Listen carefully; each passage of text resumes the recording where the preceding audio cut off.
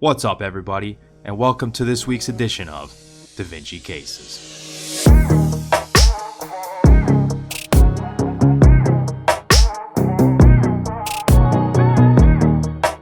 Alright, so the way this works is we've got a clinical case followed by a board-style question. So we're going to go through the question stem, point out the relevant clinical findings, take a look at the question and the answer choices, and then kind of divert for a minute and go through the relevant concepts to answering the question. Then we'll come back and apply those concepts that we went over to answering the question. So this case is actually our 50th DaVinci Cases, and so to celebrate that, we actually want to offer a 50% off discount for all of our video courses and books on our website, available through the end of March 25th. So for the next 2.5 weeks or so, you can get 50% off any of our books or video courses using the code DC50. And this again ends March 25th at 11:59 Eastern Standard Time. And so you can use that until that time. So be sure we'll provide the links and the promo code in the description below. We just want to thank everybody for continuing to follow this and watch these videos and listen to the audio. And we're happy to bring this to you, and we've got plenty more to come. So let's just get into this 50th case here. Let's check it out. So this is a 66-year-old man with a past medical history of congestive heart failure, ischemic cardiomyopathy, previous myocardial infarction, hypertension, and diabetes. So significant cardiac history for sure here. So he presents to the emergency room with difficulty breathing for the past 24 hours. So he's had difficulty breathing very acutely. This has only gone over the past 24 hours. Right away, you're thinking this could be his heart failure acting up because he's got a history of congestive heart failure. He's got a history of ischemic cardiomyopathy. Now, ischemic cardiomyopathy is basically where part of the heart is damaged, and that is likely due to his previous MI. So it's kind of a chain reaction. You know, the heart attack or myocardial infarction causes ischemia and damages part of the heart. You develop ischemia cardiomyopathy, then the heart doesn't pump as well, then that leads you to congestive heart failure, unfortunately. Again, he has these other risk factors for coronary artery disease, hypertension, diabetes. So difficulty breathing, you always, as well with history of MI, want to consider the history of MI as well. So his vitals in the ER are 37 degrees Celsius, so he's afebrile. Heart rate is 101, so he's tachycardic. Blood pressure 147/89, so he's definitely hypertensive. Respiration rate of 23, so that's fairly rapid. And then his O2 sat of 88%, so that's not good. You want to be over 95%. So we need to get this guy some supplemental oxygen and hopefully get him over 95%, and then also figure out what's causing him to be hypoxic here. So his physical exam is notable for an S3 heart sound, which again is a heart sound you typically see when the heart is kind of overloaded. It's very common to hear that in patients with heart failure.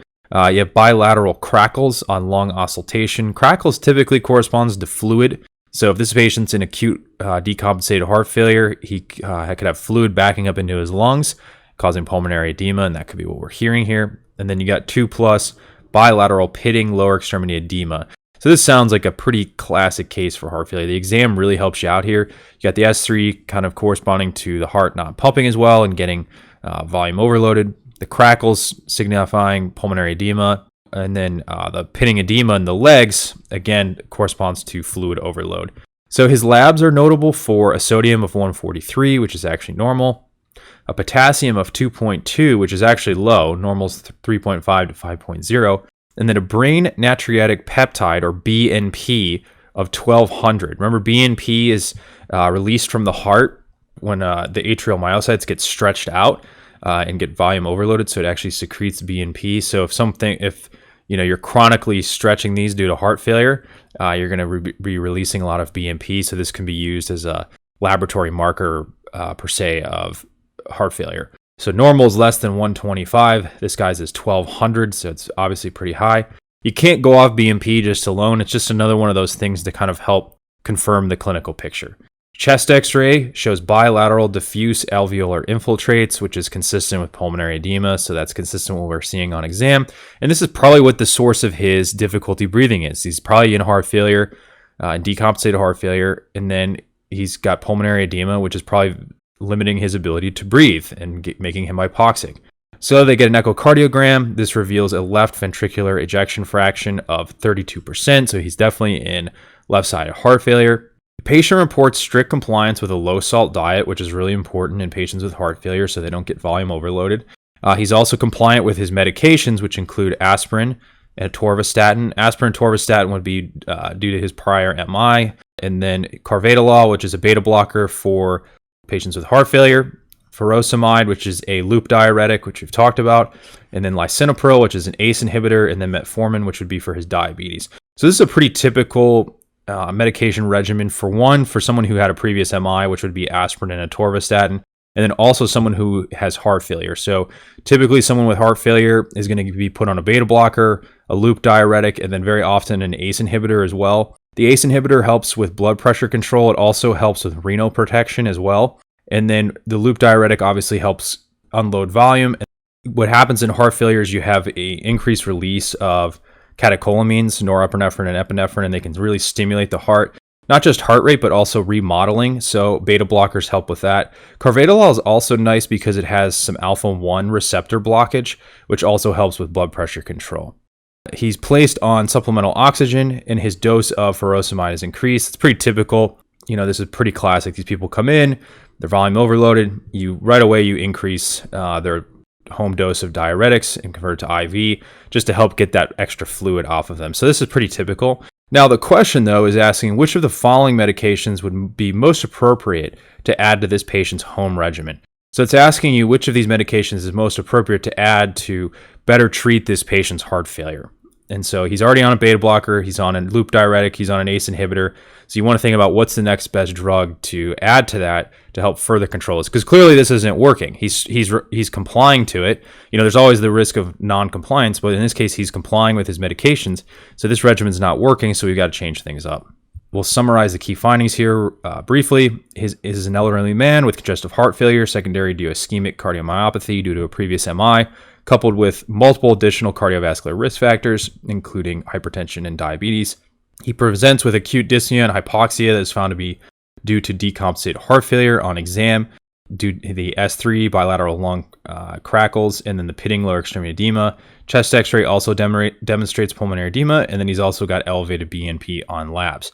Echo confirms a reduced LV ejection fraction, and the patient's compliant with a low-salt diet and his medication regimen, which, like I said, includes beta blocker therapy, a loop diuretic, and an ACE inhibitor.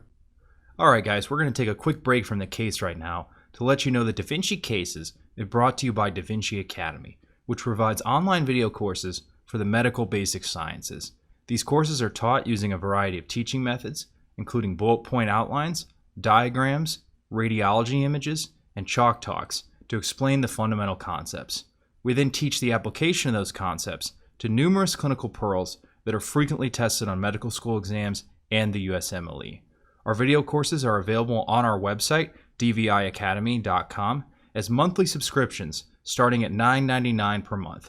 Each video course has a corresponding outline format textbook as well. You can find the link to our website in the description below. Also be sure to use the discount code DC20 to receive 20% off any of our video courses. Now back to the case. So if we come back to this diagram here, this is the nephron. We covered this in the previous DaVinci cases. So again, you have these different transporters that are targets of different classes of diuretic therapy. So the loop diuretics, those inhibit the sodium, potassium, and chloride co-transporter in the thick ascending limb. So that would be like furosemide, what this patient is on. So he's already on that type of loop diuretic. Thiazide diuretics inhibit sodium and chloride reabsorption in the distal convoluted tubule. And then there's the class of potassium-sparing diuretics, which would include spironolactone and eplerenone, which actually inhibit ENaC, or sodium reabsorption, within the collecting duct. The other thing we need to review here is to understand how to answer this question is the role of the renin-angiotensin-aldosterone axis in heart failure. So we've gone over this in a number of DaVinci cases, but we actually haven't looked at it specifically in heart failure. So let's take a look here. So you have heart failure. That leads to decreased renal perfusion. The heart's not pumping as efficiently. You're not going to be getting as good of perfusion to the kidney as a result of that. Decreased renal perfusion due to heart failure, physiologically, in a way, is the same thing as decreased effective circulating volume, which is kind of the classic example used to explain this system. So you have decreased renal perfusion due to heart failure. That leads to triggering the release of renin. Renin goes and converts angiotensinogen to angiotensin 1, which then goes and is converted to angiotensin 2 by ACE, or angiotensin converting enzyme, which is predominantly found in the pulmonary vasculature. Angiotensin 2 goes to the blood vessels and causes vasoconstriction, elevating blood pressure. Angiotensin 2 also goes to the adrenal gland and stimulates the synthesis and release of aldosterone. Aldosterone, if you recall, goes back to the kidney and increases sodium reabsorption and potassium secretion in the nephron. Now, in heart failure, this is all further increased. This is kind of chronically elevated because there's no rebound from this. So the aldosterone will be extra elevated in addition to the other components of the system. So you have more aldosterone, you're going to have even more sodium reabsorption and more potassium secretion. So what does that lead to? It leads to sodium retention. Remember, where sodium goes, water follows. So you're going to have that further contributes to the volume overload you see in heart failure. You're also, as a side effect of that, going to see hypokalemia because you're stimulating potassium secretion. In heart failure, like we said, you give ACE inhibitors because that helps kind of curtail this system by decreasing angiotensin 2 formation, which when downstream actually affect aldosterone formation, and then also affect, by decreasing angiotensin 2, you decrease vascular vasoconstriction, helping with blood pressure, but then also, like I said, it provides renal protection as well. The other thing is that you got to remember aldosterone is a steroid hormone. So it's actually going to travel across, it's lipophilic, it'll travel across the plasma membrane and bind a cytosolic receptor called the aldosterone receptor.